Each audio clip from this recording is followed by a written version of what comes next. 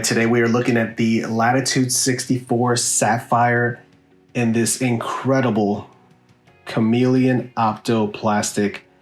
There you see the flight numbers, 10 speed, distance driver, serious amount of glide with that 6. The turn and fade, look at this thing. I mean, just the colors on this disc are phenomenal. So let's take a look at the profile of the disc itself. It is definitely a sharper edge, so you can see there's going to be some speed to it. The dip that you get towards the bottom end here, very comfortable, really smooth feeling disc, as you can see the color change. So easy to establish a power grip and a comfortable fan grip with it as well. The Opto Plastic, this Chameleon blend is a little bit different than some of the other ones that I've had before in the Opto Plastic. I've actually tried this disc in some more heat, so there's some flexibility to it. There's a good amount of give, but it still feels very durable. I can't wait to throw it. So here we go with the Sapphire in the field. This first throw was just exploratory to see how it's going to hold up to a good amount of power. And that disc surprised me on that line. Maintained hyzer really well. So I thought, well, let's put it on some steeper hyzer and see if it's going to flip up to flat or if it's going to hold it. And on a steep hyzer, it holds that line the entire way. As you can see here, it never comes off of that angle, despite the light weight. And we were also thrown into some varying crosswind conditions, headwind conditions.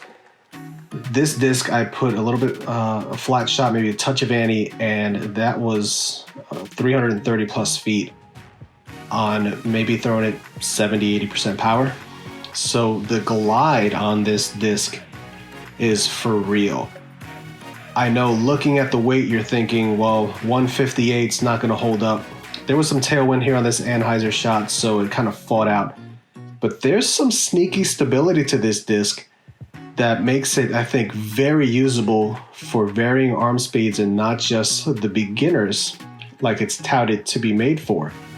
Really surprised at this disc. So I thought, let's throw some forehands, and it holds up really well to forehand lines as well. Again, there was a little bit of tailwind there, which made me kind of finish a little bit more. But going this way was more of a headwind, and it holds up exceptionally well. Again, really surprising results on this disc.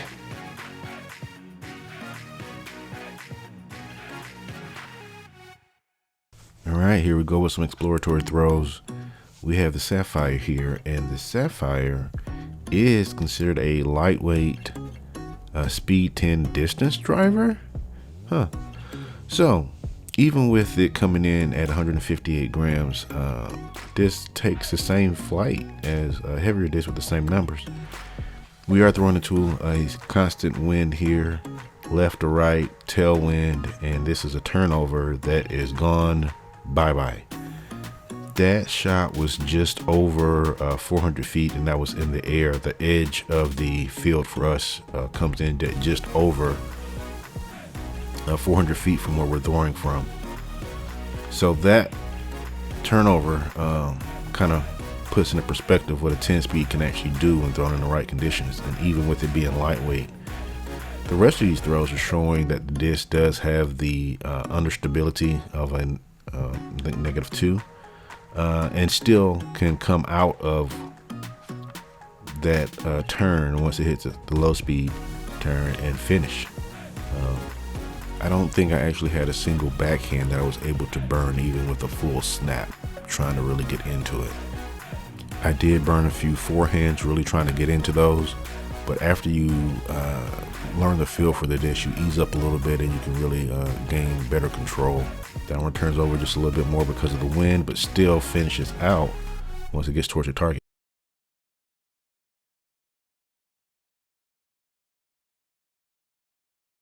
The Sapphire is getting a rating of in the bag.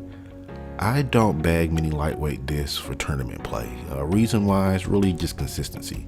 I want to know what the disc is going to do day to day and not have to vary my bag too much, just depending on the weather. But the Sapphire leaves me with an impression of a reliable flyer in most conditions. Of course, when we have extreme winds, every disc is going to fly differently, and there's going to be some discs that you don't even attempt to pull out of your bag. This would be one of those on a windy day. But on any regular day, this disc would be in the bag and ready to be a team player, pulling its weight, carving up the lines that you need for that day's play. There would be days that it would find itself in the trunk because of the weather conditions, but any other day it'll have a spot in the bag. So the Sapphire from Latitude64 is getting a final rating of in the bag, and it's a no doubter in the bag for me. You could see from the throws in the field, the versatility of this disc is off the chains. You think, all right, a 158 disc made more of a beginner line type of disc for stepping up from fairways to a higher speed. You're thinking it's going to be a roller or it's just going to be kind of uncontrollable, but this thing just, one, it glides forever. The plastic on this thing is insane.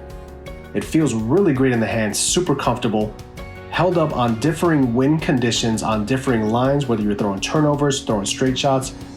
I was really surprised that you can just power this disc dead straight for 90% of its flight, and you can rely on it to just give you a subtle finish at the end. That's such a useful shot to have in the bag. So for me, this is a no doubter, it's going in the bag. We here at Ace One Productions want to give a very special thank you to Dynamic Discs for supplying the disc that you just saw in this review video.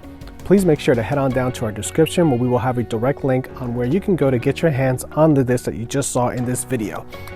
Check out dynamicdisc.com for all your needs for Dynamic Discs, Westside Discs, and Latitude64. They have a virtually endless supply of your disc golf needs covered. Please head on over, and again, special thank you to everyone there at Dynamic Discs.